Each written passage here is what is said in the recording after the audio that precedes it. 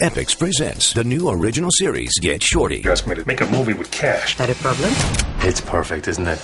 You're only as good as your next hit. Chris O'Dowd and Ray Romano. Get Shorty. Premieres Sunday, 10/9 Central on Epix. This is the Dan Batard Show with the Stugatz Podcast. William H. Macy among the guests that we have on today's show. Wright Thompson has done a big article on Conor McGregor. What are you smiling about? I'm just laughing. Someone just sent us a tweet because we were discussing during the local hour that you called Ben McAdoo Bob McAdoo on Mike and Mike, and someone sent us a tweet saying Bob McAdoo with his slick back hairdo. He sent a picture, and it's just a funny picture. I'm sorry, I distracted you. Yeah, you really did, and uselessly, I might add. I didn't think you were going to ask. Well, you got a giant smile on your face as I'm starting the show. You've got a giant smile on your face, and what are you looking at? A picture of Ben McAdoo with his hair slicked back? I just can't get past the look of Ben McAdoo with his hair slicked back. I cannot get past it. It does not work for him. It works for Riley. It does not work for Ben McAdoo. It was terrible advice, whoever gave him that advice. That's all. So we've got on the show today William H. Macy, Kean Fahey, and Wright Thompson.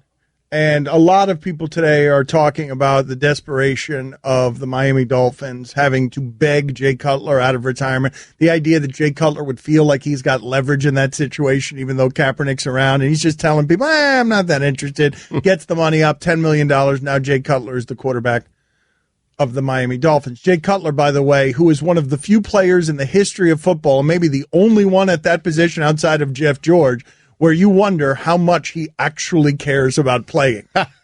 Ryan Leaf, Jeff George, Jay Cutler, that position usually doesn't get how much does this guy really care, Jamarcus Russell, but Jay Cutler has a lot of how much does this guy really care. He was on the sidelines with an injured knee during a playoff game, and most people thought it's because he simply quit. Correct, yes. Which was totally unfair to him. Totally unfair to Jay Cutler, but that was a story that was around for weeks after that game. And yes, players accused him of quitting. So let me explain to you what just happened here, even though I understand that Jay Cutler has a relationship with Adam Gase, and even though I think Jay Cutler and Colin Kaepernick are pretty equal, and in situations where things are pretty equal, you're going to take the guy who doesn't have issues with the white and Cuban communities in your customer base. I understand why you would take the guy who has the relationship with your coach. But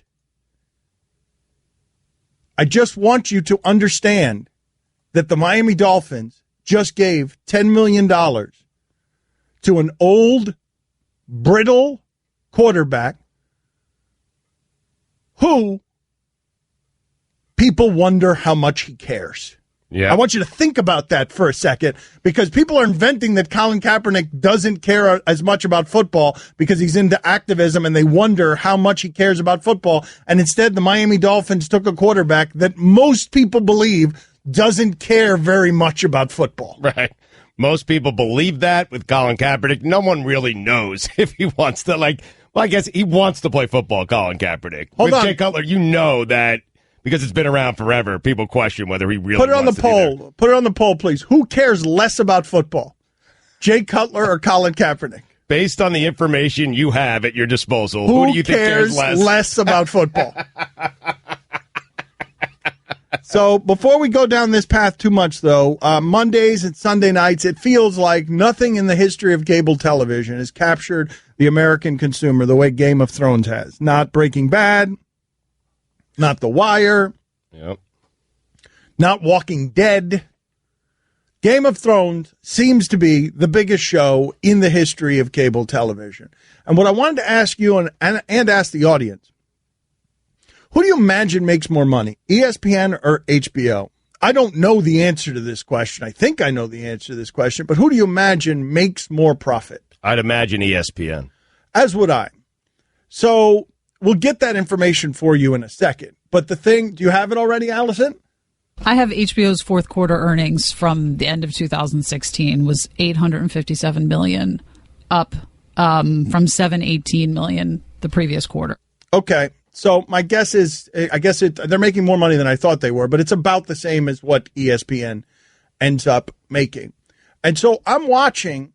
I don't watch Game of Thrones. I've only seen the first 2 episodes, but I saw a fairly amazing. Now, am I spoiler alerting here? if I tell you how last night, what I think is the ending of last night's episode, it's a show I'm a little bit ignorant on. So I'd be careful here, man. I'd be really, really careful. Well, but wait a minute. What I saw last night was a bunch of people who had already seen that it was leaked, and so they'd seen it before the rest of America saw it last night. Right. And so the leaked people were taunting the people who had to watch it in real time because they had it first and already knew what happened. But okay, if you're not interested in Game of Thrones spoilers, be careful. Get away from your radio and run away into a land where a woman can control dragons. So I see a clip last night of two guys on horses rushing toward the Lady of the Dragons, whoever she is, Queen of the Dragons. I don't know her name.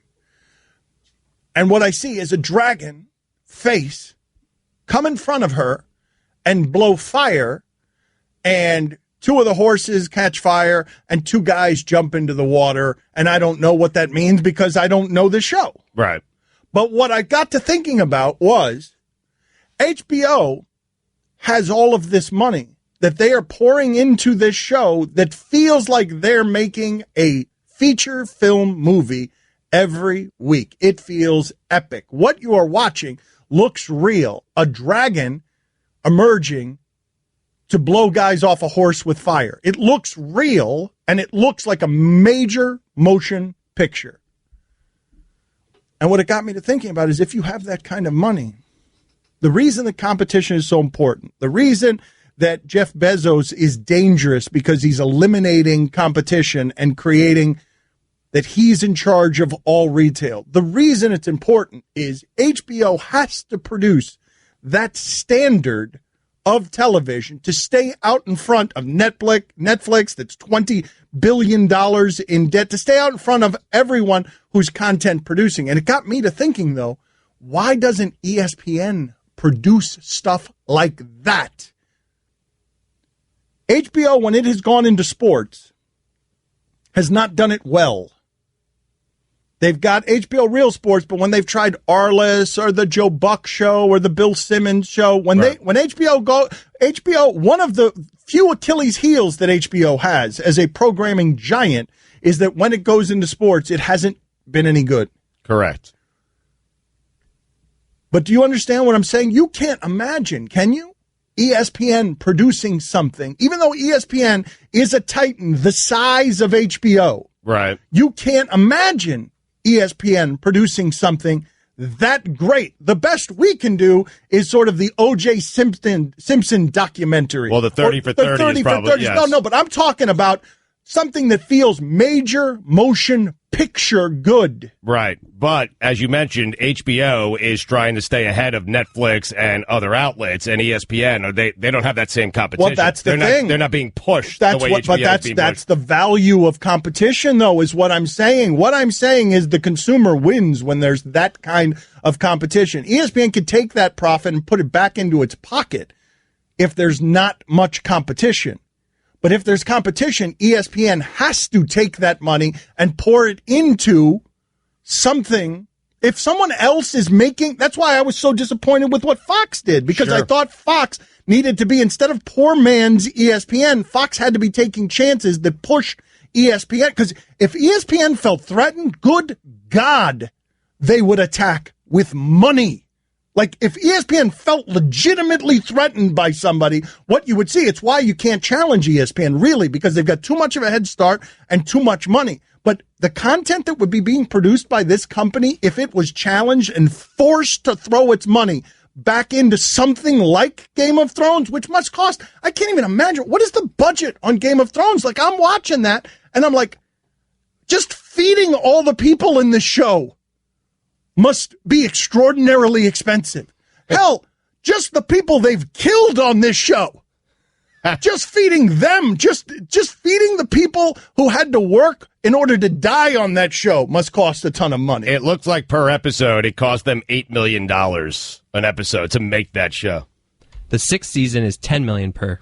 Well, what ESPN does, what it pours its money into, and that no one can challenge ESPN on, is the producing of games. Like, how often do you have any objections? You're watching a game on ESPN. How often do you have any objections to the profession? That is the one place that feels sacred Nobody has. I mean, you can have your quibbles with the broadcaster, but the product that ESPN puts on is the highest quality of when you're watching games. But can you imagine if they went into the Game of Thrones business? Seriously. No, I cannot. Well, if they were forced to go into the games of Thrones. Forced, right. The only way to get there is to be forced. Right. But Monday Night Football is their Game of Thrones, is it not? Correct. But imagine you could do that. It's the Disney company, man.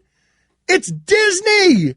If ESPN wanted to make a Game of Thrones or something like it, they would have the resources to do it. I'm confused as to what exactly it is you want. Like, if they decided to do this, do you want? I'm talking about something other than just us arguing with each other about sports programming. A television show that I could watch on ESPN that would be about sports, that would force me on Sunday nights, if I care about sports, to go to my television and be the thing that everyone who cares about sports is watching. A fictional series not unlike Playmaker. What are you not understanding? Playmakers. What's the part of this that you're not? Well, I didn't know if you wanted ESPN to dive into, go outside of sports and start creating shows in partnership with Disney. Well, they tried to do like the Brian Dennehy, Bobby Knight movie. I'm saying, like, if you have the people that Netflix and HBO has, which ESPN could get, absolutely, you can make fiction that is as good as what HBO is doing. Why? Because you have as much money as they do. So go and buy the creativity that those people have. But you'd have to be willing to put $8 million into an episode. Which is totally unnecessary because no one's pushing that. But why would, do you realize that $8 million pays for everything that we have here in Miami? Everybody's salaries, all the satellite dishes, all the camera, forever. $8 million. Everything. It pays for everything. I thought $8 million just covered you. Hey, buddy, the wait is over. It's the 2017 Sui Awards, starting August 21st. The Sui Awards. Don Le Batard. We have a montage of useless sound that will be for.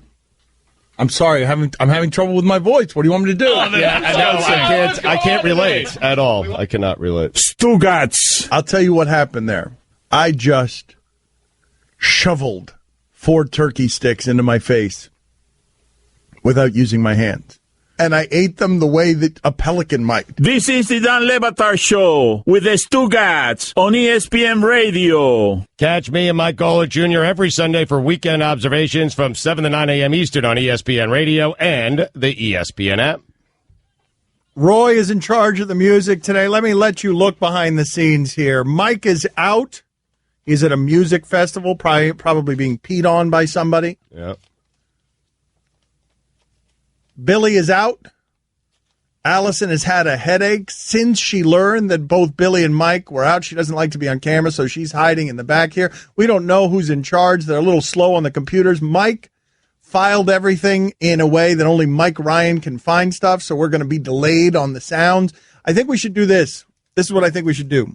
The remainder of the show, except for when William H. Macy is on. Okay.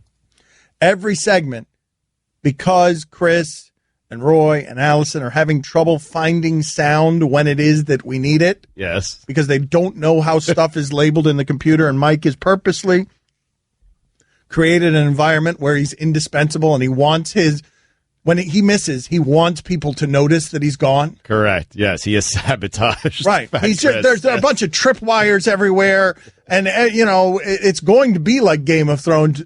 During the show today, we're going to lose people you care about. Characters you care about are going to be lost because Mike is he's booby trapped this entire thing. How many days can you go to a music festival? I love Mike. I'm just curious. How many days? I mean, he's been there for 5 days. Well, this is the big one, though. It's Lollapalooza. It's Lollapalooza, but also he's old. He's realizing he was watching Chance the Rapper, and he's like, I don't get it. And that's how it happens. That's how you age, right there. Yep. Right there. You don't get it. Chance the Rapper, that's it. You're old. Like, young people have spoken on that one. You lose. I remember I told you. That's when I realized I was old, walking out of a Kanye West concert. I was 40 years old, and I'm walking out. I'm 3 songs in, and I'm like, I don't get it. This is terrible. It's good on my speakers, It ain't good in concert. Right. How depressing was that for you when you realized it? Yeah, like walking out that night. I mean, that is one of the places. Yeah. I can't think of a place. Look, there's stuff happening right now. Darren Dalton just died. Cortez Kennedy just died. I am feeling my mortality because the people I came up with who were my peers are dying. Mm-hmm. But I don't think there is a greater way to check your age than music. Because I will tell you, this is one way to identify how Mike Ryan is aging, but if you don't go to music festivals, another way is just turn on the Grammys. And if you don't know 90% of who's performing, right, you're old. Yep. Been old for a while. Mm-hmm. Like, it's a great way to tell who's old. Put this on the poll, please. Is watching the Grammys the best way to tell if someone's old? I remember a story that you said you went to a club and the music was so loud. Oh, yeah, the last time. It's the last time I was in a nightclub. No, there was Live. Yeah, it's right here in Miami. It's one of the top 10 nightclubs in America by profit. I walked in, and my nipples actually hurt from the bass. Not even making it up. Like, my chest hurt, and I'm like, okay, I shouldn't be here. Too old to be in the club. Why? Because my nipples feels like the house music is chafing my nipples. You haven't been in a club since? I haven't gone since. It's been steakhouses since then. Steakhouses and lounges. I mean, basically, my nipples decided for me. I didn't even decide. It was just my nipples said, okay, we want to be near steak, not house music. I would say they kind of go hand in hand, right? Like walking out of Kanye West, and then the next night you decide. A lifetime of steakhouses. That's right. As I'm walking out of Kanye West, it was, or walking out of Live, I'm like walking to my car, and it's like, that's it. It's over. Steakhouses from here on in. So I want to get into a handful of things over the course of the show, but Stugat's been arguing with his wife all weekend about this story that has captured a lot of attention throughout America, which is a young woman who was texting her boyfriend to kill himself, ends up going to jail because he actually did it. And a lot of people are arguing what should be the punishment. Did she get off light? Was the punishment too harsh? Right. She is now going to jail for how long? I believe it's 15 months. She was charged with manslaughter. Her name is Michelle Carter. So 2020 did a whole thing on it. Well, hold on to it because we're up against it here. Okay. Let's talk about this next segment because we don't have time to do it. But see if you can, in this text, Stugat, see if you can tell the theme here from this texter. The only two problems with ESPN's broadcasts, and their major problems, Doris Burke and Jessica Mendoza. I bet I could easily crowdfund $8 million per week for ESPN to get rid of Jessica Mendoza, Sarah Spain, and Jamel Hill.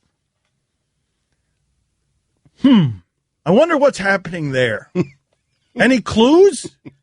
Any thread? It's because all of those people are awful, right? It's because Jamel Hill, Sarah Spain, Jessica Mendoza, Doris Burke, they're all terrible, right? No, that's not it. I'm not much of an absolutist, but I'll tell you what it's happening there. That dude hates women. That is straight talk. It's not time for that yet. That's another hour from now. Okay, but it was straight talk. Look in a mirror, dude. Seriously. Like, what's happening in your life? You hate women. The hell is wrong with any of those women? The problem's in the mirror, dude. They're the best we have. That's like wander around and look in a mirror, and there's the problem. You're looking all over for the problem. Just, it's in the mirror.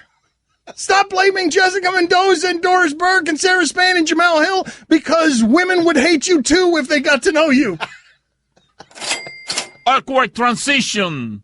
Time for some ads. Can't believe we wanted a straight talk billboard there. Had a rough weekend? It shows on your face. Clean it up using the tools from the good folks at Dollar Shave Club. Not you, texter. You don't clean up your face. You don't use Dollar Shave Club. You remain hideous to women so they can see you coming. Don Le Batard. Texter writes in, what makes you happy? Stugats. Do I give off on-air unhappiness? Do I give off? Yeah, a little bit. A little bit more recently. Yeah, recently. Yeah, Really? No doubt. Yeah. I mean, we're walking on eggshells around here, man. All of us. Money, this is very therapeutic. I'm glad this came up. Money. We can all agree. Money. It's money. Money Makes him happy. Yeah, money. That's not true at all. Money. Well, it's the things money buys, really. Like the binge drinking. Possessions. Possessions. This is the Don Le Batard Show with the Stugats on ESPN Radio. ESPN Radio is presented by Progressive Insurance. The Dan Le Batard Show is brought to you by Pennzoil Synthetics, taking synthetic motor oil performance to a whole new level. Make the switch to Pennzoil Synthetics today. Guest on the Dan Le Batard Show appear via the Shell Pennzoil Performance line. Here's your SportsCenter update. The Dolphins and former Chicago Bears quarterback Jay Cutler agreed to a one-year deal on Sunday. Sources told ESPN's Adam Schefter the one-year deal is worth $10 million plus up to $3 million in incentives. 1979 AL MVP Don Baylor has died at the age of 68 because of cancer. And finally, a defendant in a money laundering case has at least two things in common with former bro Martin Shkreli. The same name and the same judge. The other Martin Shkreli pleaded not guilty Friday in the same New York courtroom where the former pharmaceutical CEO was awaiting his guilty verdict in his securities fraud trial. His doppelganger wasn't there at the time. When your big day or special event rolls around this summer, look just as great as you feel in rental suits from thebblacktux.com. The Black Tux is your new way to rent. To get free shipping plus $20 off your purchase, visit thebblacktux.com/Dan. For all the latest headlines and information, tune in the SportsCenter on ESPN Radio all throughout the day. So I never finished the thought. Because Mike Ryan is out and because Mike Ryan is protective of his computer, the producers are having trouble finding sound when we need it. And so what I was wondering is, should we do the show in reverse today? Normally, the sounds trail whatever it is we're doing on the show. Should we, each segment during the show, because Fat Chris is at the controls, he should just hit something and we do the show around the sounds. No matter where we are in the show, because he doesn't know what it is that he's pressing back there, and he's just going to press stuff. Right. And so you get Brent Musburger. Should we do it that way, where we randomly have to move the subject matter to whatever the sound is, and the sound is going to be, we're going to be playing the lotto with the sound because we have no idea what Chris is hitting, and Chris has no idea what he's hitting. Cannonball! I mean, I'm okay with that if you want to do it. You're saying you want to do it once a segment? Because I'm wondering where we would take that cannonball sound, where we would go with it. I was thinking about it. This might not work. Is what I was thinking about as that happened right there. Well, see, but you could take it a number of different angles. Like, he hits cannonball there, and I could turn it into a conversation that Josh Norman had over the weekend about how you could shoot cannons in a stadium, but he can't do the bow and arrow. Or I could turn it into, best comedies of all time, because Cannonball is from Anchorman. So there are a number of different ways we could do this. I'm fine trying it at least. Okay, well, I think you're the master. It's like having an instant opinion without any research and any facts is the way to go with Stugats. So it'll be a trigger for Stugats, and maybe that's how we play the game. Strawman. Ooh, stumped already. Wow, straw man. No, I'm not stumped yet. I am not stumped. You were staring at the microphone. Your favorite beverage. Yeah, my favorite beverage. Also, one of my favorite nicknames in all of sports. And we can get into a whole conversation about favorite nicknames in all of sports, because Darryl Strawberry was known as the Straw Man when he played in New York, and I love Darryl Strawberry. He's probably my favorite player of all time. So we can take it there if you'd like. No, that's okay. But one of my favorite players of all time is Don Baylor. I remember where I was when I discovered the size and spectacle of Don Baylor. Don Baylor has passed away, and it's what I'm telling you. Don Baylor has passed away today. And the story I tell about Don Baylor all the time is Don Baylor was a Brahma bull of a man. And when he would get hit by a pitch, he would stoically run to first base without ever showing the pitcher that anything hurt. He wasn't wearing any of those pads and stuff. He was just a Brahma bull of a man who would not show pain when he was hit by a baseball, except when he was hit by Nolan Ryan. And he jogged to first base, pretending like nothing was wrong. The same stoic way he always jogged to first base. And when he got to first base, he crumbled. That is amazing as a pain threshold, right? It's kind of like the equivalent of stubbing your toe. You know the pain's coming. You just don't know when. You're trying to show people that it's not coming, but your brain knows before the rest of your body does. Here comes the pain. And so Don Baylor's running to first base with that pain as he feels it arriving, tries to hide it, and then just collapses on first base. And it's a tribute somehow to both Don Baylor and held that in for 90 feet. Right, tried to. And then just fell apart when he got to first base. So a number of people are writing here objecting, Stugatz, to Kaepernick talk. So I don't know what to do with this. I really don't. Like, I don't really want to talk about Jay Cutler and Colin Kaepernick anymore. Like, it's... So don't. All right, let's talk about what it is that you wanted to talk about with your... was it Michelle Carter, you and your wife, what you were fighting about all weekend? We were watching it on 2020 on Friday night. Michelle Carter is someone who had, and I guess this is fairly common for younger people, where they have a relationship that was built on texting, and that's it. Social media and texting, essentially. And they never really met. And Michelle Carter got into a relationship with a younger boy. And from the start, the kid was saying that he had thought about suicide, that he, had suicidal thoughts. And watching it unfold on Friday, she, through her text, she really, in my opinion, she's really the reason that he eventually took his own life, because there are certain things that were wrong with him, but she kind of pushed him over the edge. She encouraged him by text. When he got out of the car, there was carbon monoxide. She encouraged him by text to get back in the car and kill himself. But there were other things, Dan. There were times where, he had told her that he was going to go take his own life, and he didn't, and she mocked him for not doing it and said he was soft and said he was a wuss and get there and go do it, and then he finally agreed to do it, and as you pointed out, he was in the middle of doing it. He climbed out of his car. He texted her saying, I can't do this. She said, get your bleep back in the car and do it already. Let's go. And then she sent some texts to very close friends of her afterwards saying, wow, if the parents, if authorities find out some of the things I texted him, I could go away for a very long time. She said I could have talked him out of it. And it sparked a debate over the weekend, not just in my house, I think in a lot of houses, as to what should happen to Michelle Carter. Now, she did get, and they didn't go with a jury. Her attorney just decided to let one judge handle the outcome of this case. She was charged with involuntary manslaughter. She has 15 months in prison. She's appealing it, so she's free right now. And my wife and I were having a discussion as to whether or not she deserves any sort of jail time, if she should have been charged with anything, to which I said yes, and my wife said no, because my wife couldn't get past the fact that she didn't physically kill someone. And I just kept trying to tell her, imagine on one of our daughter's phones, you saw a boy texting one of our daughters, hey, get back in the car, go kill yourself. Would you feel differently? And she said, I can't believe you just boxed me in. Of course I would. Well, but that's emotional versus rational. Like, the law shouldn't be emotional. The law should be rational. Like, yes, of course, if it's if the standard's always going to be, what if it was my kid, the penalties would be a lot less lenient. In all of jurisprudence, if that was the standard, what if it was my kid? I saw another thing. This was another story that made the rounds here recently in Florida. Did you guys see the video that went viral on these kids that were just flippantly on camera talking about, in the distance, one of their friends was clearly drowning. He was drowning, and he was so far out, and these kids were talking about it flippantly, like, I told him not to go out there. He's going to die now. He's going to die. Look at him. He's dying, and he's going to die. And you could just hear them talking about, they didn't even call 911 afterward. He died. Like, he drowned.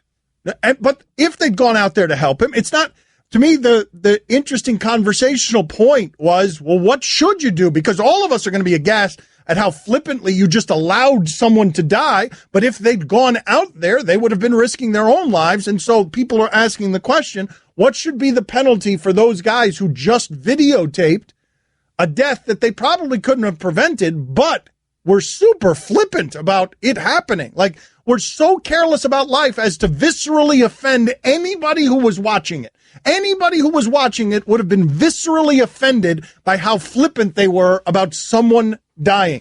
And so if you allow justice to be emotional in those circumstances, anybody viewing that video would charge those kids. But what are they guilty of? Of not helping. I know, but that's not a crime. The stories are a little bit different. I understand your point. This one, with Michelle Carter, it seemed like she was pushing him over the edge. Right, no, I understand. These kids just simply weren't helping. I know, but both of them made me think about the same thing, which is someone is dying at the end of the transaction. What could you have done to help, or what did you do to hinder? It's from the same avenue of conversational arguments that you would have, because both of them, what did you think about what I just said? Should those kids be charged? The kids it's appalling. You watch that video, and it is appalling that they are allowing someone to die at that distance, and they could not care any less. It is appalling. It is gross. I don't think they should be charged with anything. It's not like they sent the kid out into the water knowing that he wasn't going to be able to come back, and they did nothing to help him. I know, but that's why the Michelle Carter punishment to me feels fair. She's culpable to a degree, which is why she's getting a punishment of 15 months. But it becomes involuntary manslaughter because she's not totally culpable. Don Le Batard. People have told me before, when I was younger, that I looked like George Clooney. I'm serious. When I was younger. Stugats. You have a booger in your right nostril. So does Clooney. This is the Don Le Batard Show with the Stugats on ESPN Radio. Key and Fahey on the Shell Pennzoil Performance Line in about 10 minutes. Get in touch with the show anytime to the 1-800-Flowers Twitter feed at Le Batard Show at Stugat790. Nothing makes a summer birthday or anniversary more magical than 1-800-Flowers.com. And right now, when you order a dozen multicolored roses for just $29.99, you'll get another dozen absolutely free. Go to 1-800-Flowers.com/ESPN. If you've got football questions for Kian Fahey, now's the time to call 786-456-4837. He'll be on with us in 10 minutes. Get in here now.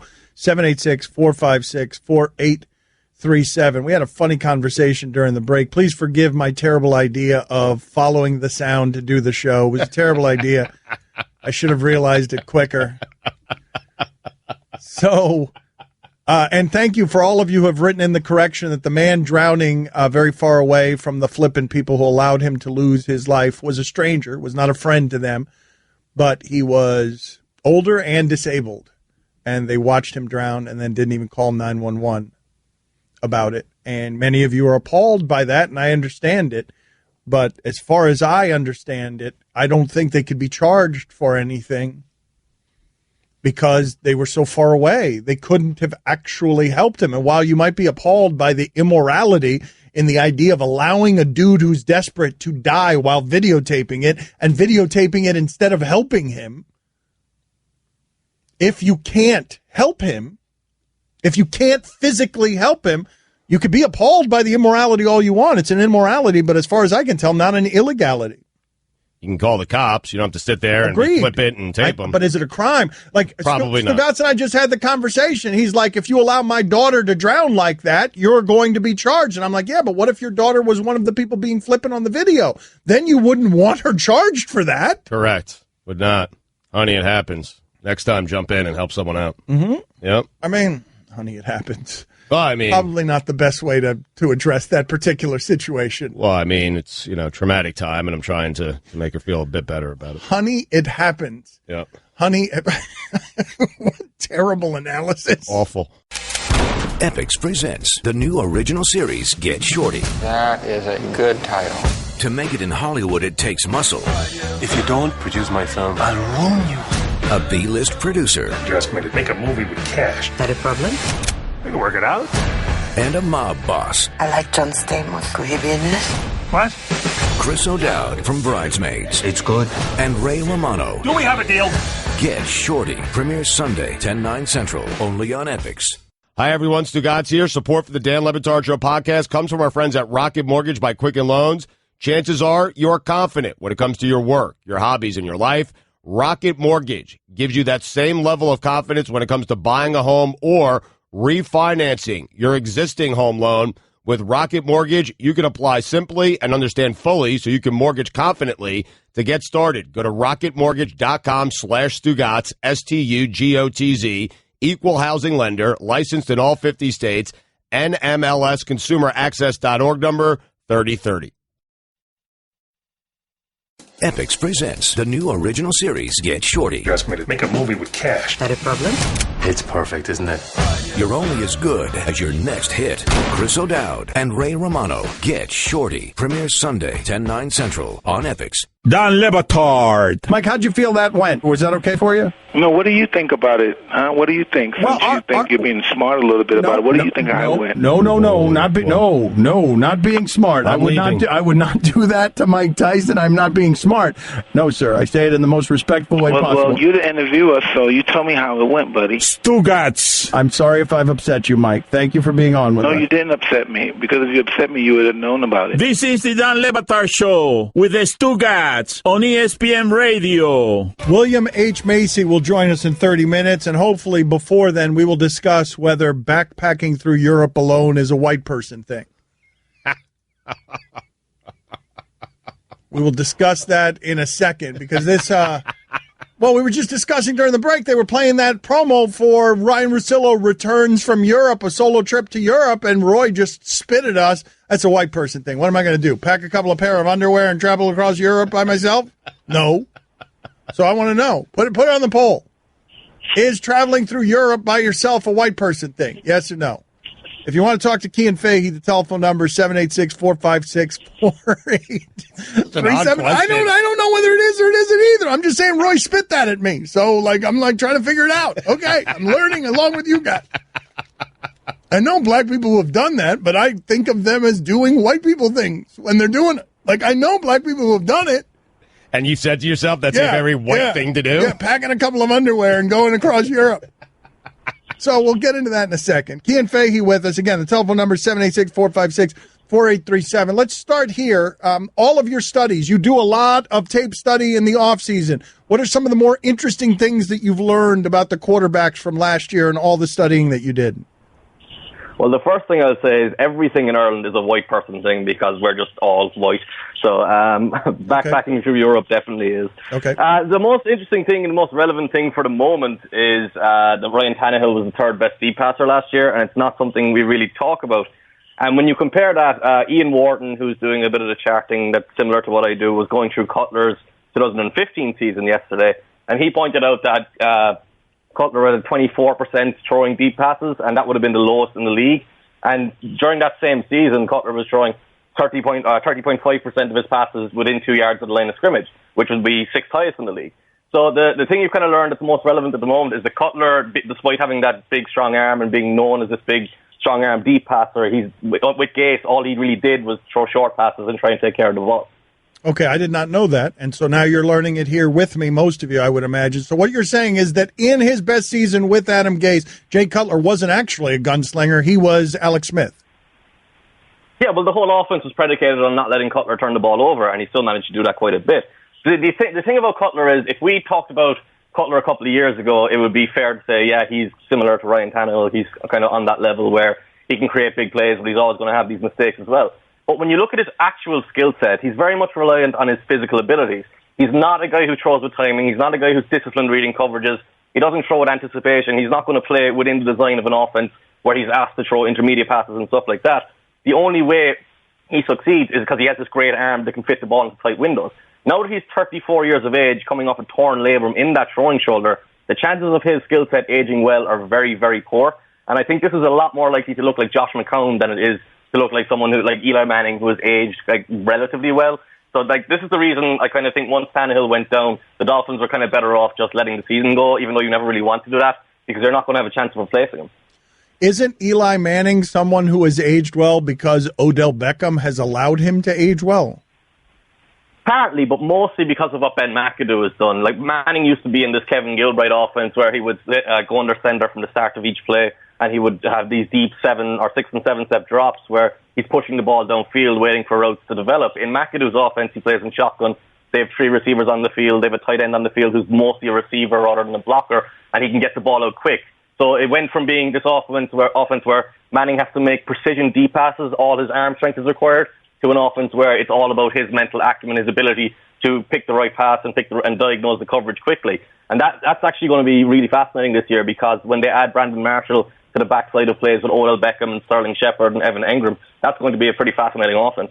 I haven't heard a lot of people. Kean Fahey with us on ESPN Radio. He's on with us weekly during the NFL season, and he's very meticulous, and he's doing this in an unusual way, not unlike Bill Barnwell and Zach Lowe, where he's studying a lot of things that the mainstream media is not studying. But I'm of the belief that there's not much of a difference between Cutler and Kaepernick. You have been stronger than just about anybody I've heard in saying Kaepernick is a good deal better than Cutler. Yeah, again, it's because of the way Cutler's skill set's going to age. 2 years ago, I would have agreed with you. I would have said, yeah, they're similar. But Kaepernick is now better in the pocket than Cutler is. The thing about Kaepernick is early in his career, he was a guy who stared down his first read, who ran out of clean pockets, who relied on his athleticism. And they were fair criticisms at that time, but no one really made those criticisms because he was on a team that was going to Super Bowl or going to AFC or NFC championships and competed in a Super Bowl, and we were talking about him as a generational talent rather than a guy who was kind of flawed but had his perfect fit. Last year, Kaepernick showed a lot of growth. He showed an ability to move in the pocket subtly, come off his first read in a more timely manner. He picked and chose when to run properly, and he made good decisions. Like, Kaepernick is no longer that guy who was completely reliant on his system. He's played in Jim Harbaugh's offense, he's played in Chip Kelly's offense, and he's played well in both, and they're completely different offenses. So I think, like, because Cutler's skill set is going to age poorly at this stage of his career after a torn labrum, I think you can't really say he's going to be as good as Kaepernick would be. Kean, help me out here. Try to put a number on this if you can. Kaepernick is better than how many of the quarterbacks who will be starting in the NFL this season? I won't put a number on it, but what I will say is Andy Dalton is kind of your standard. Andy Dalton has some similar issues to Kaepernick. I would say Kaepernick is more consistent playing to his skill set than Dalton. But Dalton is in that tier where he's guaranteed a starting role. And if all this other stuff off the field wasn't going on, Kaepernick would be guaranteed a starting role. And so he's probably, I would guess, maybe 17th, 18th, 19th, 20th, 21st, that kind of range. But that's a big step up compared to like the 26th, 27th, 28th, which is why I don't really like going 1 to 32, because it implies the gap between each player is the same, when in reality you've kind of got 14 quarterbacks who are really good and then maybe 22 who are good enough to build an offense around, and then you've got guys like Blake Bortles who are a complete disaster regardless of what you do. Well, help me out here, because you had some numbers. Give us some numbers here on the research that you've done, because, for example, it seems to me like you came across the knowledge in the offseason that Joe Flacco wasn't very good during the season because of all the meticulous reading and stuff that you have to do after the season that you only have time to do after the season. Explain to people why Joe Flacco wasn't any good last year. Well, Flacco, it's actually, his career has kind of turned since the Super Bowl. All of his raw numbers are worse now since the Super Bowl compared to beforehand. And what Flacco used to define Flacco's career was that he stood in the pocket and delivered the ball and was strong delivering the ball, and pressure didn't get to him. But over recent years, his footwork has kind of given up and his decision-making has become a disaster. But one of the things people point to is he completes, I think, 64% of his passes. And you compare that to Kaepernick, who completes 59%. But the reality is, Flacco threw 56% of his passes within 5 yards of the line of scrimmage. Only Sam Bradford was threw the ball that often to that level of the field. And if you're throwing the ball within 5 yards of the line of scrimmage all the time, your completion percentage is always going to be very high. It's part of the reason why Sam Bradford set the completion percentage record. He had 62% of his passes were going that short. And Flacco, we're kind of giving a pass for all these awful decisions, for the fact that he can't run his own offense and the fact that he's reliant on these short throws, whereas with other quarterbacks, we don't tend to do that. So wait a minute, you're telling me that Flacco was more conservative last year throwing the ball downfield than Alex Smith? Yeah, Alex Smith threw the ball 56.33% of the time within 5 yards. Flacco threw it 56.87. Okay, so it's a little bit, but okay, fair enough. Yeah, but we have no idea what we're watching, seriously. Like a Sunday to Sunday, we have, like Kean does. He has a very good idea of what we're watching. You and I have no idea, because that surprises me. I mean, I think it surprises most people in the audience. But I know the gap between the two isn't significant, but like, this is Alex Smith. This isn't like Aaron Rodgers or someone like that. This guy is the standard bearer for you're too scared to throw the ball down the field. We'll talk to you again soon, Kean. Thank you for making the time. Where do people go get your stuff? Tell them where to go. Well, we're doing an ESPN podcast soon. It's going to start at the end of the month, and just at KeanAF on Twitter is the best place to find me. CIANAF, also presnapreads.com. Thank you, sir. Thank you. Don Le Batard. I do wish that Von Miller would embrace sort of a little more ravishing Rick Rude. Stugats. Ladies, feast your eyes on this sack dance. This is the Don Le Batard Show with the Stugats on ESPN Radio. Again, William H. Macy in about 15 minutes. In the interim, we are bouncing all over the place. Stugats' weekend observations are coming up later in the show. Wright Thompson spent a good amount of time with Conor McGregor, Wright Thompson. When he digs into your soul and writes about you, it's always interesting. So we're going to talk to Wright Thompson about Conor McGregor later in the show. Some of you don't like Kean Fahey very much. What's the problem? Like his information is really good on a sport you really care about. There's no disputing that his information is really good. One of the reasons that we like him is not because he's wacky and entertaining and fitting within the construct of the nonsense that we do every day. His information is really good, and I don't get it anywhere else. There are a handful of people who are doing this really well at the high end, better than the mainstream, and he is one of them. And so I don't understand what your objection is to him. I have an assumption here. It's probably the accent. Is it the accent? I think it has something to do with that, yeah. Some of you don't like the segment because it's too serious football, and I understand that. Yeah. Because you want us to be wacky, and I'm avoiding the Cutler and Kaepernick talk today, at least in part because I find it a little bit boring. In instances like this where I feel like we might be hair splitting, I don't want to get into huge arguments about race when we might be hair splitting. It feels like Cutler and Kaepernick were kind of equal. I'm more curious in what happens next because Christian Ponder and Kaepernick are not equal. Kyle Orton and Kaepernick, not equal. Tim Tebow and Kaepernick, not equal. Cutler and Kaepernick feels a little bit equal to me, so I don't want to have a race conversation or a social issues conversation about what the Miami Dolphins just did because it feels like they could have taken either one of those two options and they would have been the best of bad options. RG3 is also in that conversation. Kaepernick is better than him. I'm also interested in that. What happens if Jay Cutler gets hurt? That is a great, to me, you brought that up this morning on Mike and Mike, and that is a fascinating. Well, you have to root for it now. Yeah. Now you have to root for the Miami Dolphins. For him to get injured today at practice, Andrew Bogut situation, where he 58 seconds he plays and collects the $10 million. And then the Dolphins have to make the decision again. And if they go Christian Ponder, feel free to blast them. He just feels like a guy, Cutler does, that does not care. It really, body language, whatever you want to call it. But I imagine that conversation with his wife was like, 10 million, 1 year in South Beach. What do you think? Well, the money clearly wasn't enough at one point because otherwise they would have signed immediately. Right. All of that. I want you to think about this one for a second that I'm about to say. Are you ready? Jay bleeping Cutler, turnover machine, and a guy who at one point sat out a playoff game and America, divided America, united to believe he was faking an injury and did not care, had leverage over the Miami Dolphins. That had leverage over the Miami Dolphins who were sitting here, do we take the guy who America thought quit during a playoff game? Or Kaepernick? Jay! And then they're calling him nonstop and Gase, Jay, we had a relationship. Where are you? I don't really want to play. How many million? Throw in some incentives there. How much? $3 million. Why does he have leverage over us? Because we don't want to take Kaepernick. He knows we don't want to take Kaepernick. Yeah. And then he found out that the next guy in line is Kyle Orton. That's when he got scared. When the Dolphins were like, we're thinking about Kyle Orton.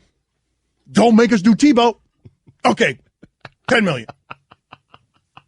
But again, Jay Cutler, brittle, fired, doesn't appear to care, is going to play his first down with a cigarette in his mouth. May have to put in a team rule that the quarterback is allowed to smoke cigarettes in the huddle. America agreed that he quit on an NFL playoff game. I felt so alone arguing, that's not fair. There's probably something structurally wrong with his knee. It's not that he doesn't care, but America shouted me down. You were wrong about Cutler. He doesn't care. He begged out of a game. That guy had leverage over an NFL team. An entire organization. That guy was able to tell the Dolphins, who hung in the wind and had to spend one uncomfortable weekend with the idea of, oh no, Kaepernick and the black issues in our huddle. Had leverage. And was like, nope, more million. Yeah, I know, Adam. Yeah, we had a great season together, and I know you love me, and I know we're good friends. More millions. More millions, please. Up, more millions. He's a Trump supporter, by the way, Jay Cutler. Oh, yeah, of course. You think he told Stephen Ross that? Of course he is. Again. That's just icing on the cake, I mean, man. honest to God, He's a Trump supporter. It's just crazy. Like, Jay Cutler shouldn't have leverage over any football playing situation because he's Jay Cutler. And Jay Cutler let the Dolphins hang in the wind all weekend with the discomfort of, oh, my God, we might have to put in a call that people are going to find out about to Kaepernick. Pray for us. I mean, it's crazy. And so Cutler's just sitting there with a cigarette in his mouth, probably naked, picking up the phone from Gase, and he's like, not enough. And just refreshing the screen on MiamiHerald.com and checking out all the articles coming out on Kaepernick. And Cutler's daring him. Yeah, go ahead and sign the guy who wore the Castro shirt. Dare you. Go ahead.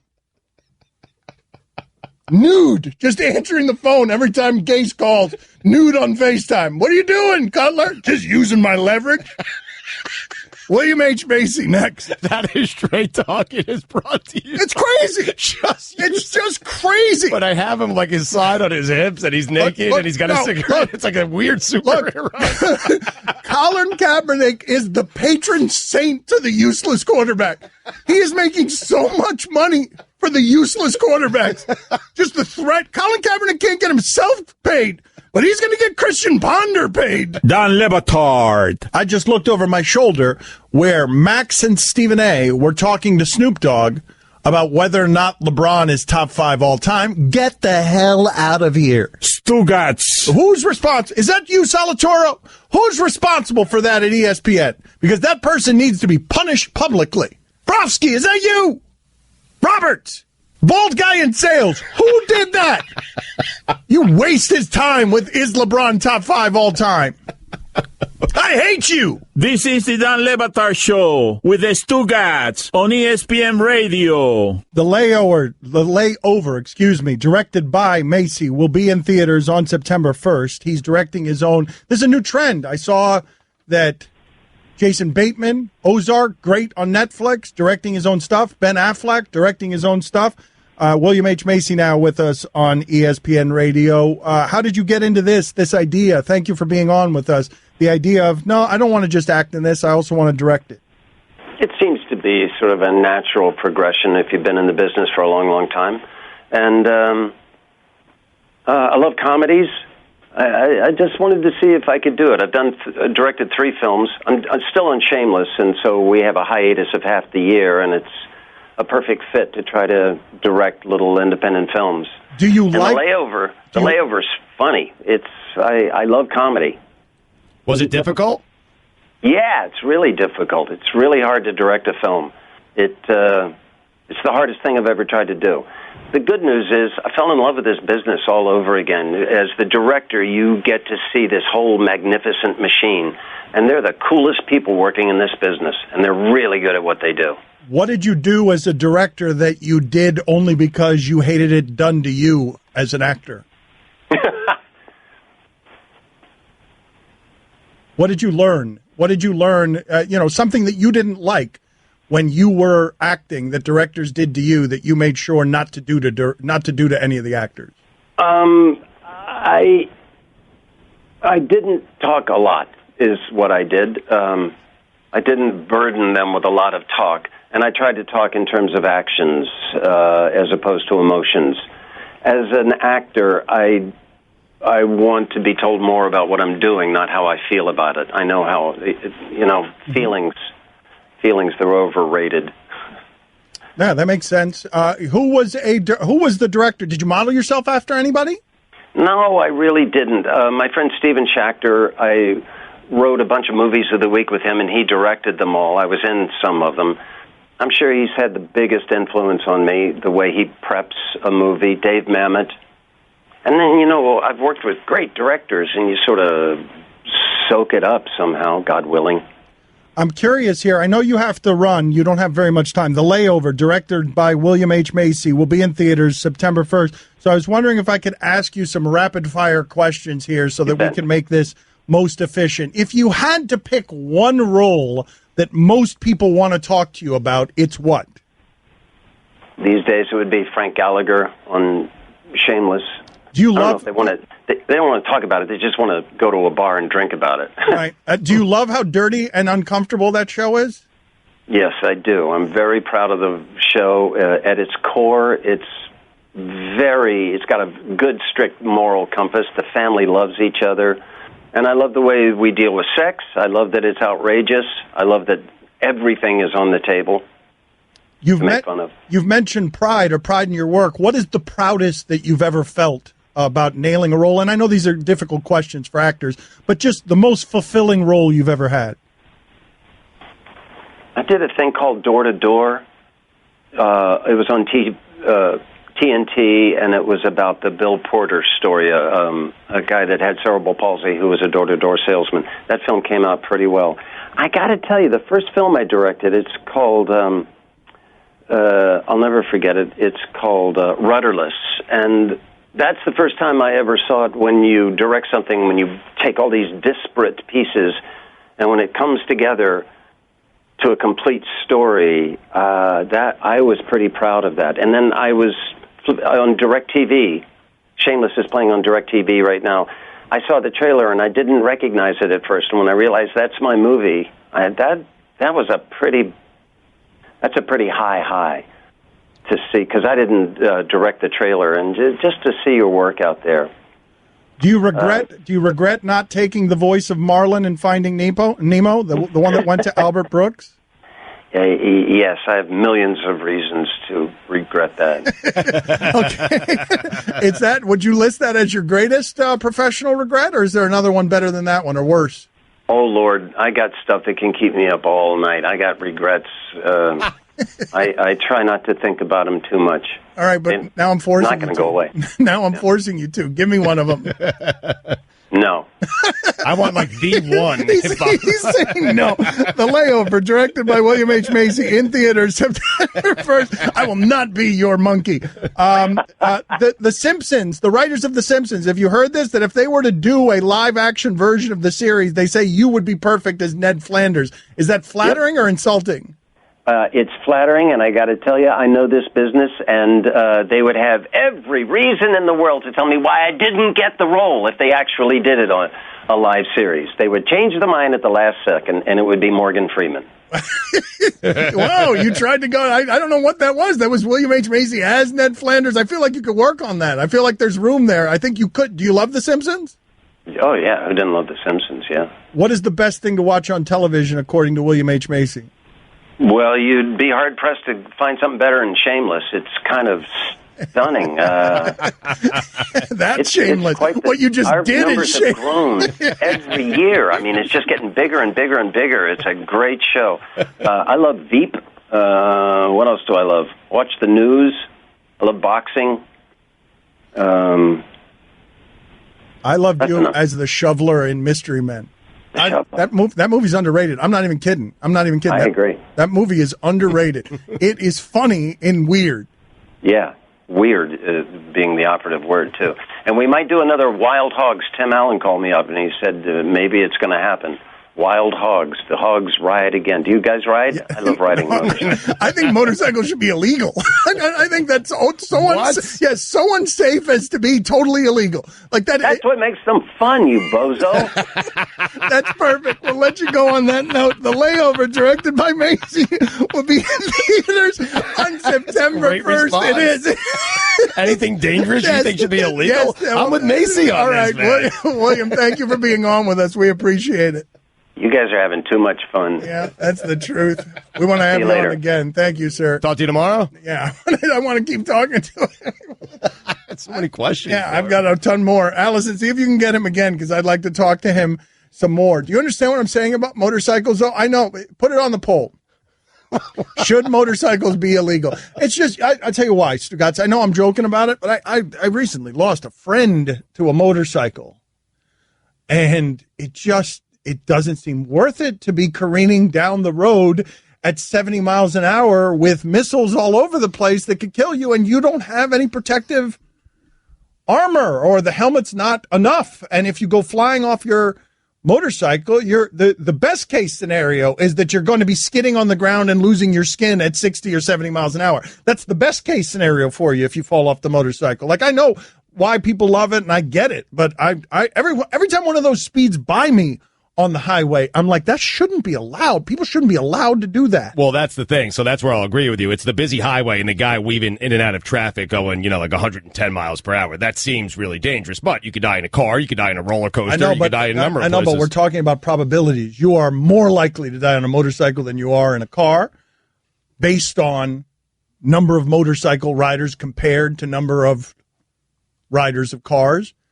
And you're more likely to die on a motorcycle than you are on a roller coaster. And I'm just talking about probabilities. Yeah, you could die anywhere. We don't need to ban everything. But I'm telling you, every time someone goes past me at 100 miles an hour on the highway, and for some reason it happens an awful lot in Miami, awful lot. I've had it happen to me, a guy on the back wheel only. And I know I sound like a repressed prude. I know that. And I know I sound like something, but I'm telling you, I've lost a friend to that, and I've had multiple friends do unbelievable damage to their body because of that. And I don't have that happening with cars. And I understand that cars offer the illusion of safety in a lot of circumstances, but also the car can protect you in a way a motorcycle can't. This is gonna divide people. It's going to be the most shocking thing ever said on this program. The motorcycle riders are so mad at me right now. Yes, so mad. Yes, they are. Like insane. I now managed look, this is impressive. Let's think about what just happened there. During an interview with William H. Macy, I did not merely get called a bozo as punctuation and dismount on that interview, but also I bothered and offended biker gangs. You don't want to mess with Hell's Angels, man. It's bad. Art Briles' Angels? Hey. Don Batard. There was a play at home plate, and this 10-year-old was rounding third and going home, and I got the ball right before she, okay? Oh, no. I threw the ball at her so hard. From where? But I got her out. From where? Where were you throwing the ball from? About 2 feet away. I take my kickball seriously, man. Stugatz. But it was just reactionary, Dan. I caught the ball. There was a play at the plate. I threw it at her. Stugatz, do you... And you probably put up 2 fingers up. Yeah, two down. We got two down. Two down. This is the Don Batard Show with the Stugatz on ESPN Radio. Time to check out the next generation with the Home Depot. Taking a look at a next-generation golfer, Golden State Warriors guard Steph Curry, who happens to be a scratch golfer, shot 74s on both Thursday and Friday at the Web.com Tour's Ellie Mae Classic. Unfortunately for him, he missed the cut by 11 shots, but he believes that it was a respectable finish, saying, I hit some really good shots, but a lot of poor shots. To shoot 74, I'll take that.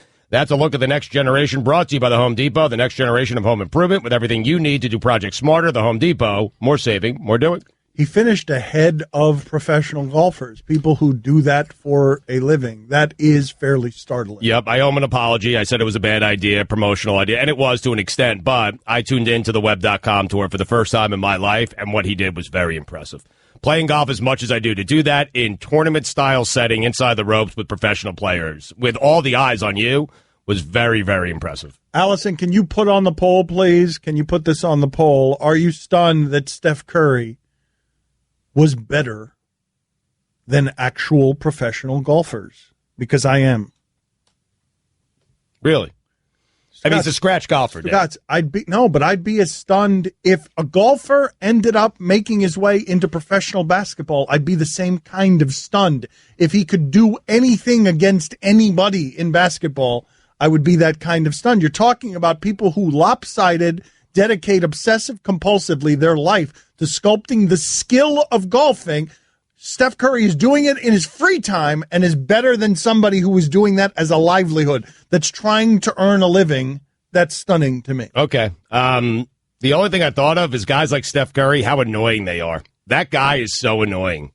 That, Chris, you know that guy? Like the guy who can step onto any court and be, maybe the best on the court is just annoying to me. You would love to be that guy. I would love to be that guy, but I'm not that guy, and therefore that guy is annoying to me. The guy who could just pick up any sport and be great at it. You kind of are the guy that thinks you're good at everything. Well, I think I'm good at everything. Steph Curry actually is good at everything. But you're not actually. All right, let's go back to William H. Macy real quick, because I do not believe that this show can do better than this. So unsafe as to be totally illegal. Like that. That's what makes them fun, you bozo. William H. Macy. Can you even picture William H. Macy mad? No. Like the idea that William H. Macy doesn't know me and is willing to say this. That's what makes them fun, you bozo. That's great. We agitated William H. Macy enough in 7 minutes to have him end the interview with this. That's what makes them fun, you bozo. You bozo. Like, he doesn't know me at all. And William H. Macy seems like Ned Flanders, so why would Ned Flanders say that to somebody unless that person was incredibly annoying? That's what makes them fun, you bozo. So how is the polling coming back on this motorcycle, this hot take motorcycle this motorcycle hot take? Oh, good God. It's a hot take you gave on motorcycles. You said they should be illegal. Should motorcycles be illegal? At Batard Show on Twitter. What in God's name just happened there? Put that on the poll. What just happened there? 53% of the audience said no, motorcycles should not be illegal. All right, so it's not quite it's not quite as conclusive as I thought it would be. I've had those moments before, several times. What happened there? Just what happened? I mean, words happen. Yeah, but that's usually a strength of yours. Wright Thompson. I would say it's your strength. Wright Thompson going to join us in 10 minutes. I just gave up. I quit in the middle of it. I Jay Cutlered it. By the way, I've been distracted all show because, as you know, Stugatz does his own show within a show, and I'm going to show you guys behind the scenes what's been happening here. During the last break, what happened? Stugatz was wandering around. You know what I'm going to say. Now I know.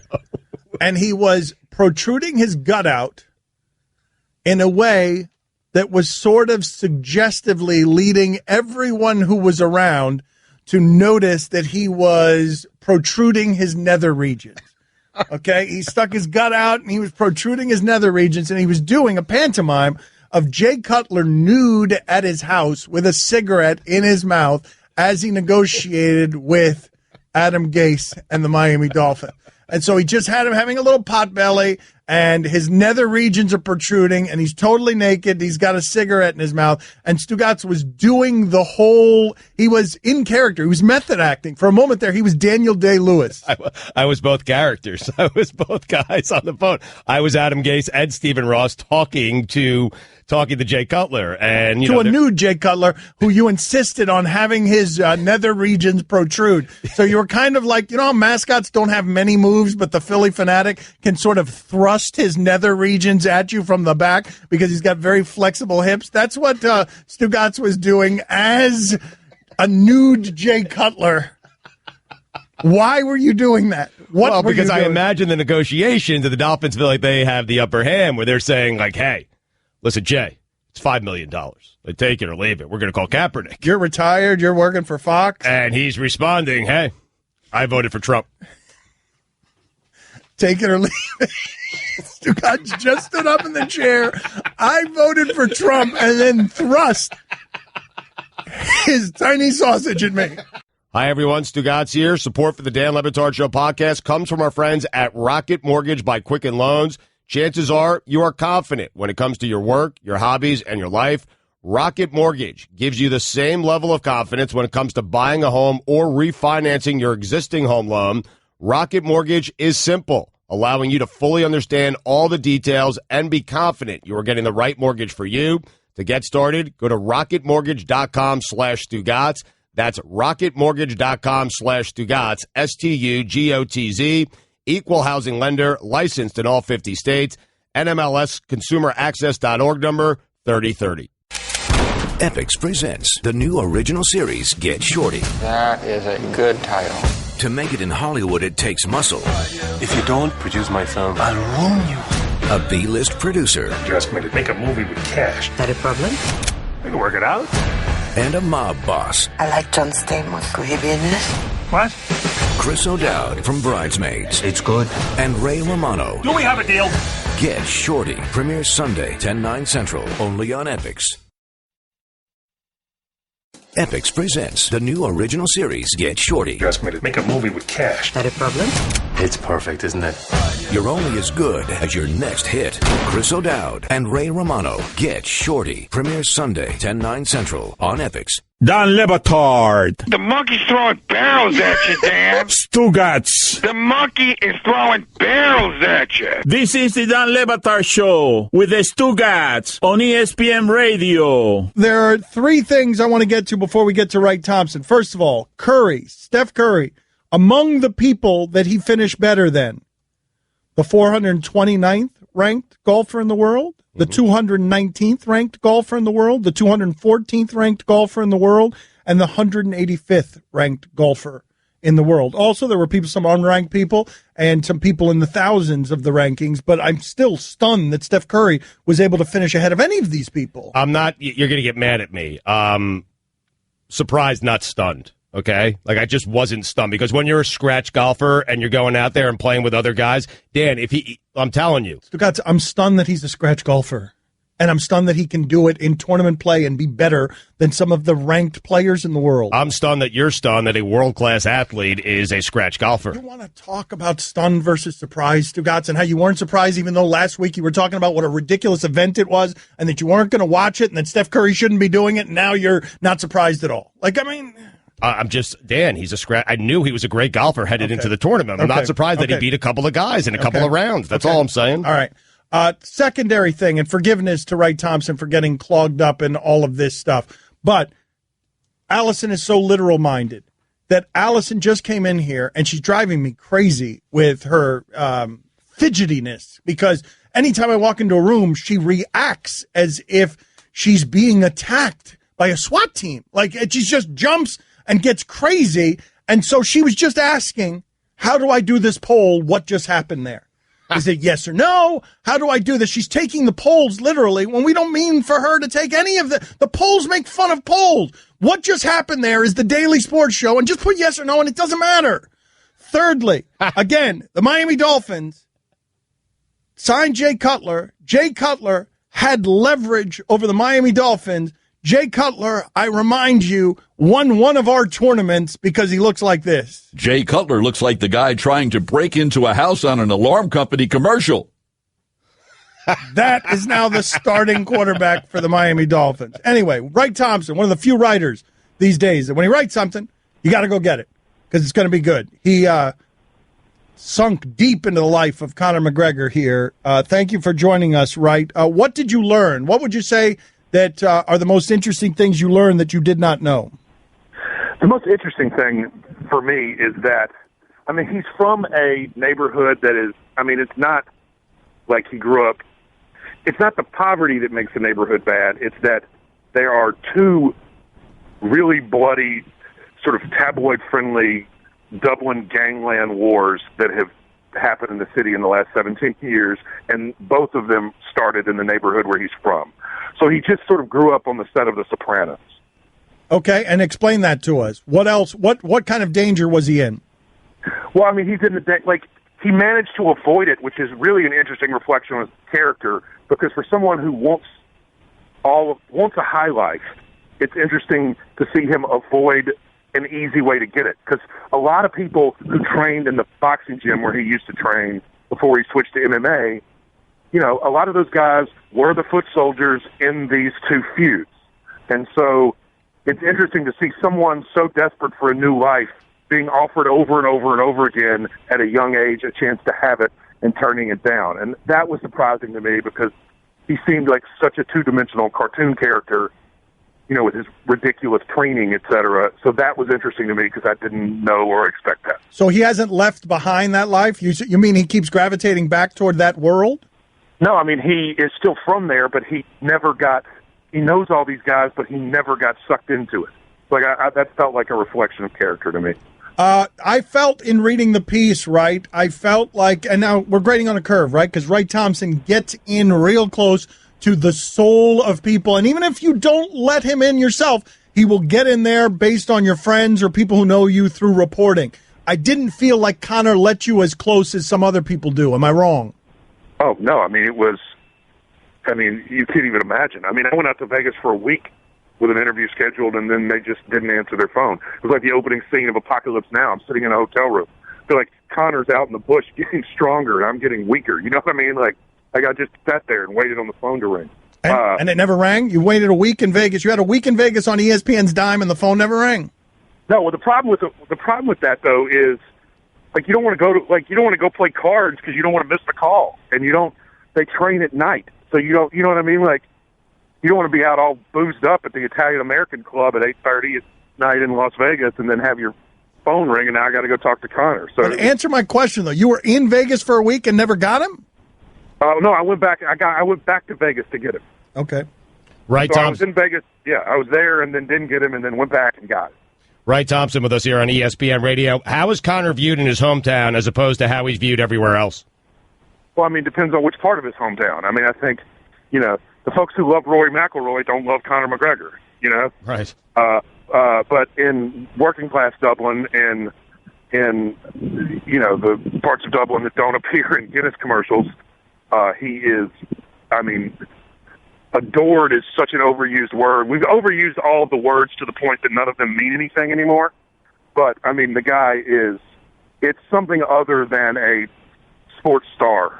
I mean, it's really interesting to see up close. How much did he actually show you himself, or was he guarded? He was guarded. That's an interesting question because I can't decide whether he was guarded or it was just a function of the amount of time because it wasn't a lot of time. And so, I don't know what he would be like. I can't tell whether he would be like that on day 3. You know what I mean? Like whether that would have worn down at all. But this is not normally how you do business, right? Like Michael Jordan let you into his life. Pat Riley let you into his life. You were just getting the minutes where you could with McGregor, correct? Oh, dude, I think, 14 minutes with him. I mean, it was all other people. Like, it was, and that, by the way, the story was supposed to be filed on a Friday. It was supposed to be filed a week ago. It was filed 10 days ago. And so I got him. That's when I got him. Okay. I got him on the day the story was due. That's not how you work, though. That's not how you do it. No. This was just, dude, you can't, you've had to do these things. Like, you can't even imagine. Like, this was, this was one that I sort of figured, well, we're just going to have to write it without him.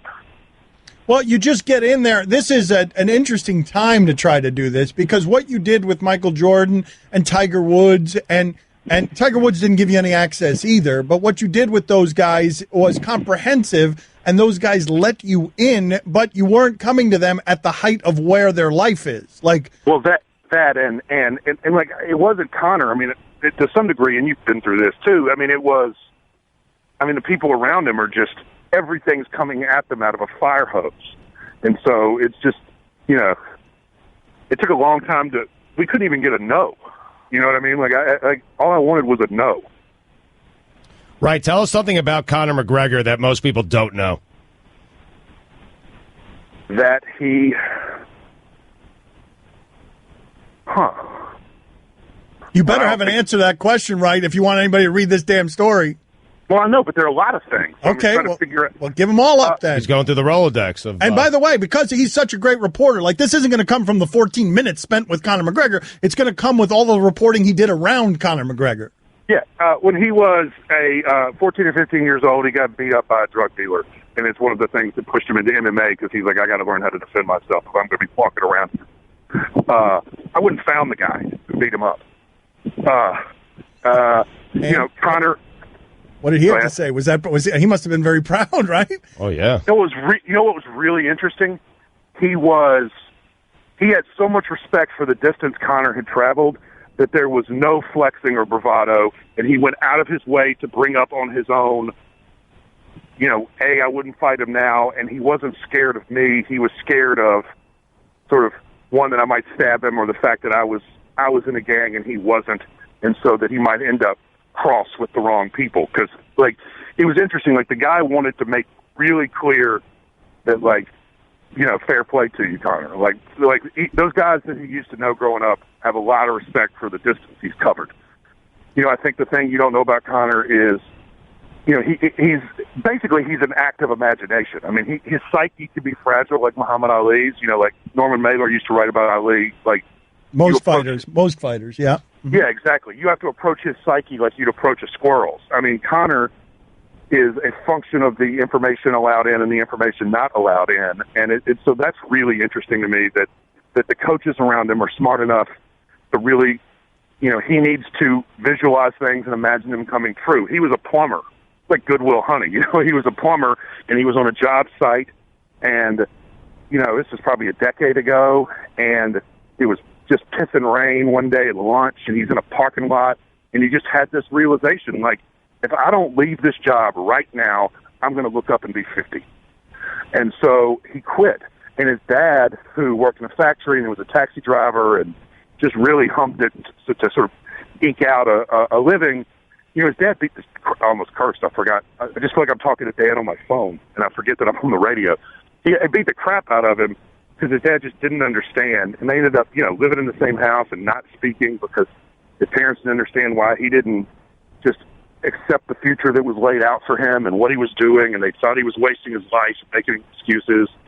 And so, he created all of this out of nothing. Basically, this kid from the hood in Dublin has talked himself into this fight. It's crazy. It's crazy. The whole thing is nuts. Crazy. That part is crazy. He has talked his way into $100 million. That part is nuts. And what he's talking about, where he came from, it's crazy. The idea, the obstacles that this guy had to traverse to get here. Yeah, it's where he's from is, this is my own sort of stereotypes or whatever, but I've been to Dublin a couple of times, but just as a tourist. And so, I had a very different idea of Dublin than the one I saw on this trip. Thank you, Wright. Again, check out the piece. Everything he writes is worth giving a shot. It's going to take you some time, but it's going to be worth it. Thank you, Wright, for being on with us. Thanks, guys. Dan Le Batard. It really is amazing that you're a professional broadcaster. Yep. The most famous running back in the draft, this is not his name. I feel like Zeke Elliott. I bailed quickly on that one. Stugatz. Hear what I did to poor Dory? Tune in every Saturday from 8 until noon Eastern for Dory and Mel with Dory Nokoa and Mel. Oh, my God. Nokia? Oh, my God. There's a camera. This is the Dan Le Batard Show with the Stugatz on ESPN Radio. Texter writes in, do you realize how important Mike Ryan is to the show? Sorry if you already covered this today, but I didn't hear it. I am not listening to the show anymore until I get an answer on what happened to him. Hashtag free Mike. Mike Ryan made fun of Sal Palantonio's allegedly fake teeth last week. And then Mike Ryan got gone for a couple of days. That's what happened. And the show is a little bit different when any one of us are out, and no one of us is irreplaceable.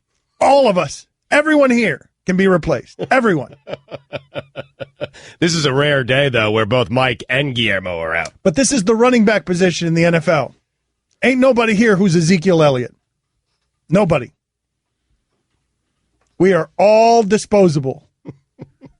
You got that right.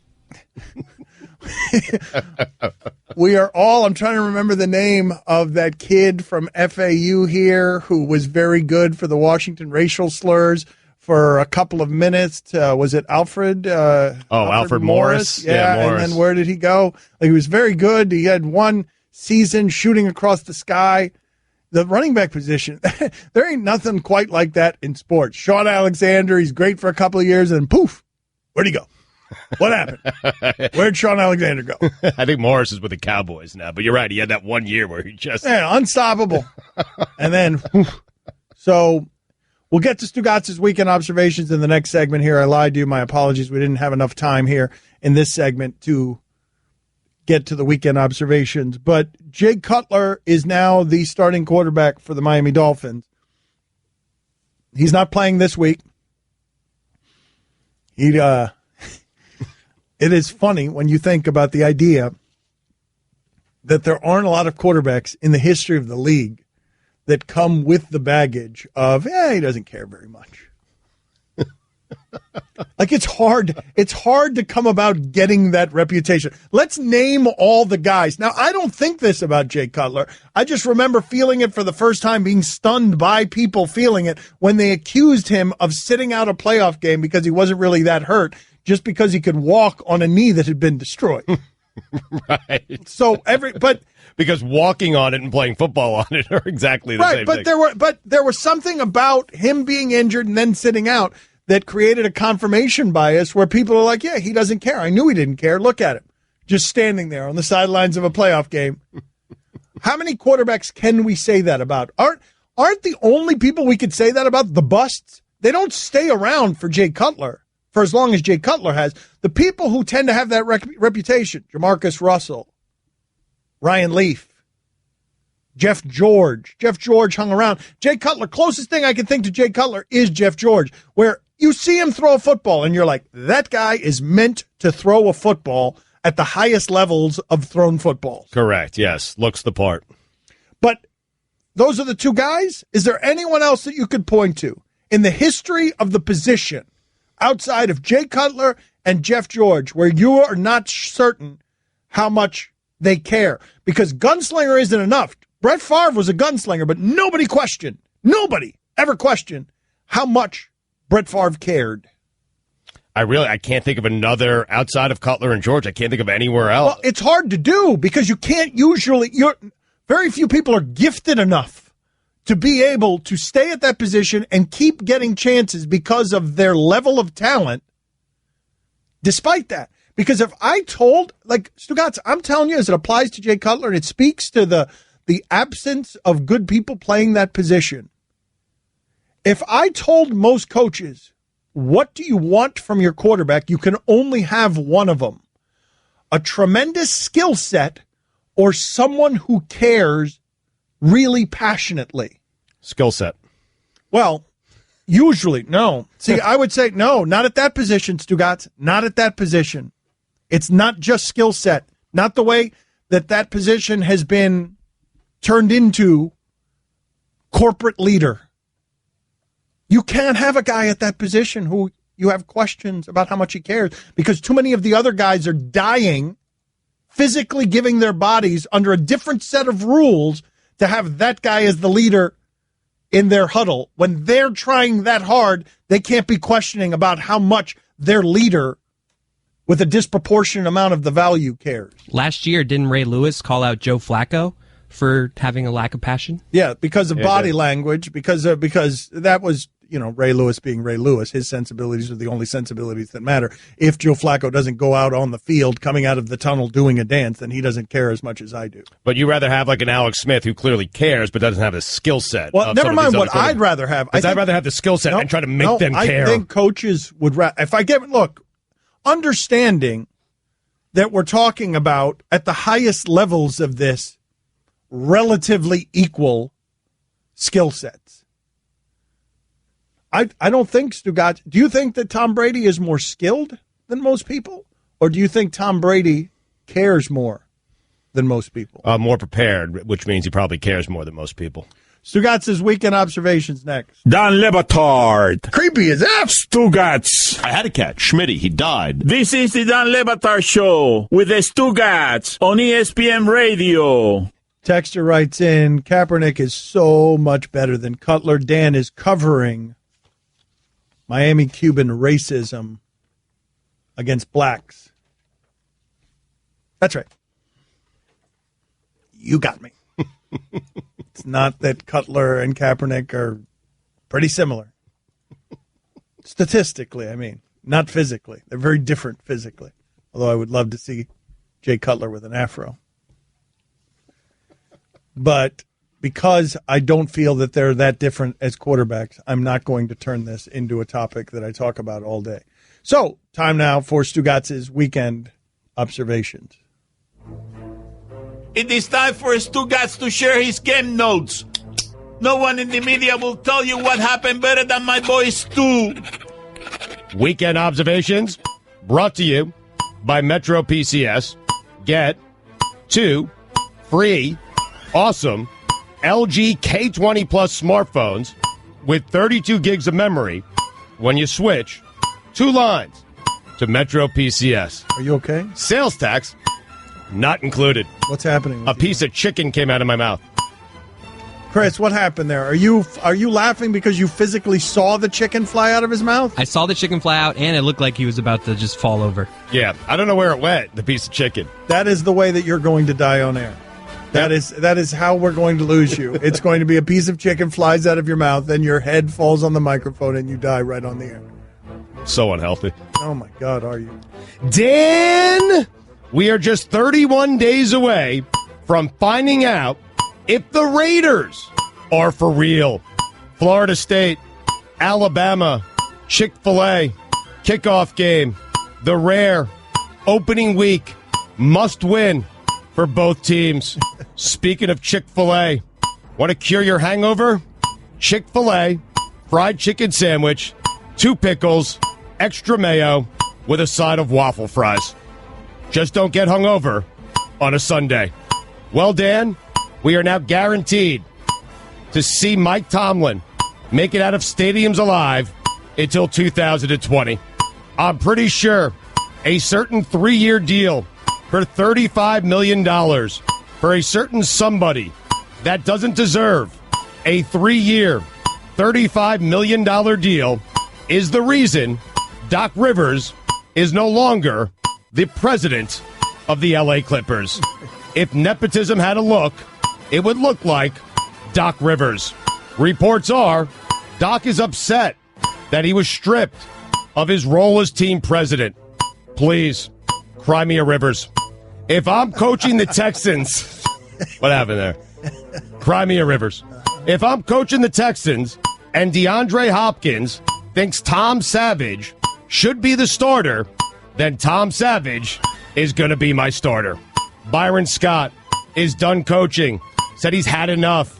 Byron, you were 454 and 647. I'm pretty sure the NBA has had enough of you. You don't get to quit coaching. It would appear that coaching has quit you. The NBA has quit you. I'm no longer interested. Well, no one was interested in you, Byron. Right. Never happened before. Someone's bust looks more like a human face than his actual face. Congratulations, Jerry Jones. What the hell is going on at Fox? Usain Bolt, bust. Justin Gatlin, do it in the Olympics.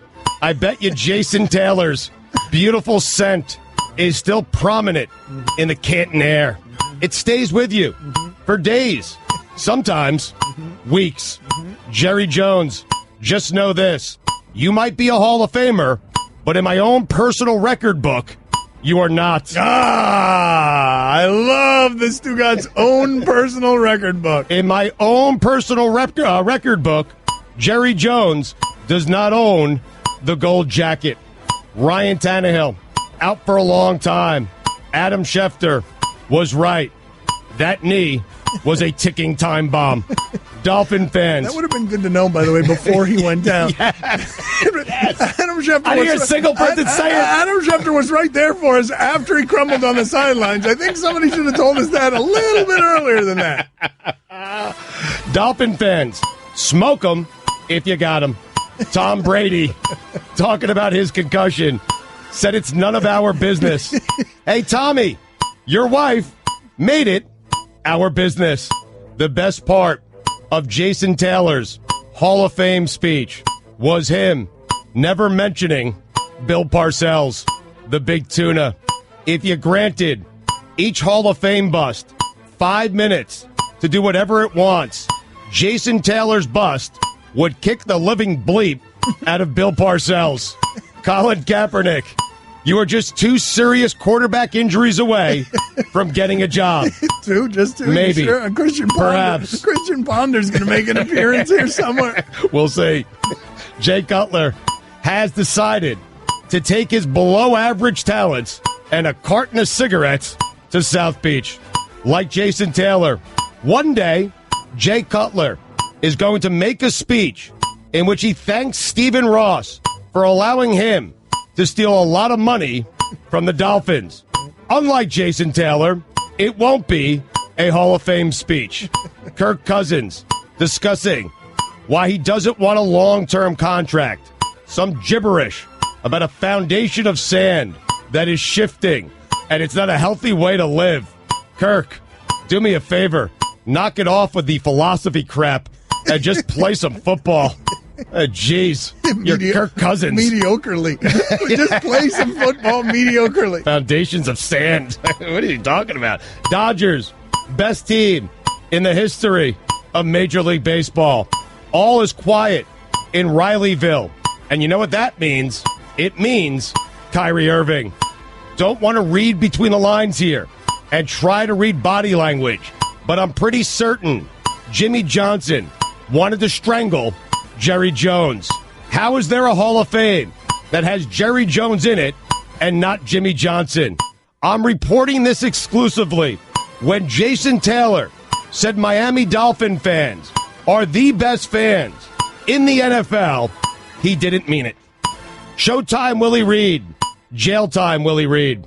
That Giancarlo Stanton contract, I got caught up there. That Giancarlo Stanton contract is starting to look better and better. No! Oh, it is. He's mashing. Have you seen him since the All-Star break? Yes. He's up to like 37 homers. The guy is amazing. Is he better than Freddie Freeman this season? Is he better than Freddie Freeman? Because he hits a ton of home runs, but his OPS, is he better than Freddie Freeman? I'm sorry to interrupt. We're on it. God, would have been so great if the Dolphins signed Kyle Orton instead of Colin Kaepernick.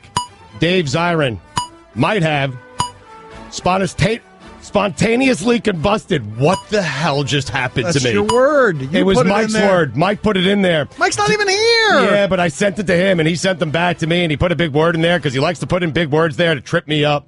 And that's what he did. Dave Zirin might have spontaneously combusted if Kyle Orton got signed instead of Colin Kaepernick. Morton Anderson is in the Hall of Fame before Terrell Owens. Hell we doing?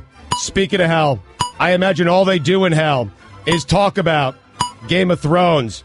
And one of those people talking about Game of Thrones in hell is Art Briles. Dan, those are the weekend observations spontaneously. All right. A couple of things for you here in the next segment. We are going to update the polls. We are going to talk about whether Matt Leinert's a bum. We're going to talk about whether Kelly Olynyk looks like he would backpack across Europe. And we're going to talk about whether the Dolphins, game one, should give out as a giveaway cigarettes to their fans. Cigarettes in honor of Jay Cutler. Also, Freddie Freeman's OPS is better than Giancarlo Stanton. Ooh, that contract's starting to look worse and worse. Flash!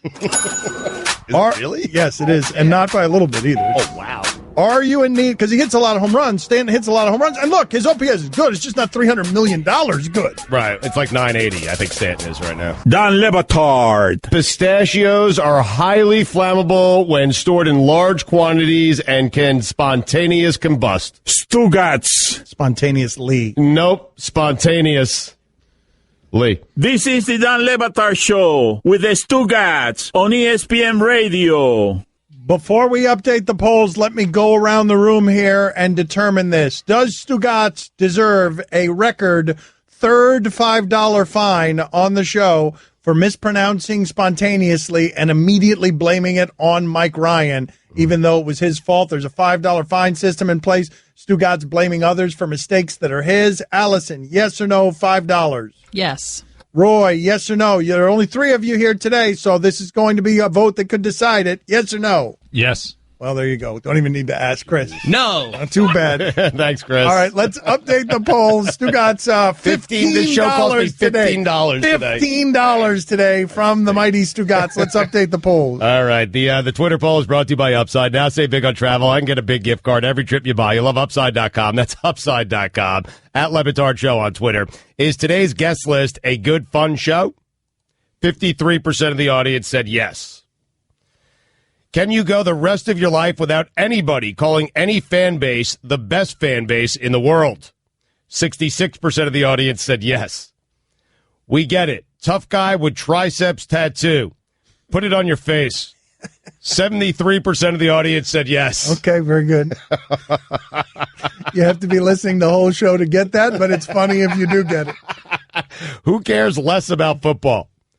Jay Cutler or Colin Kaepernick? We have so many votes on this. And what's the answer? 69% of the audience voted for Jay Cutler. Who cares less about football? Nice. Oh, man, that's funny. Is watching the Grammys the best way to tell if someone's old? 65% of the audience said yes. Great point by you. Yeah, if you stop knowing the acts in the Grammys, you're old. Yes. Is traveling through Europe by yourself a white person thing? Now, I feel like we made a mistake here because 83% of the audience said yes. And by the way, Ryan Russillo just did this by himself, went through Europe. We didn't add the backpack because I think if you add the backpack through Europe 100%? By yourself, it's 100% yes. Really? Yes. Roy, you agree with that?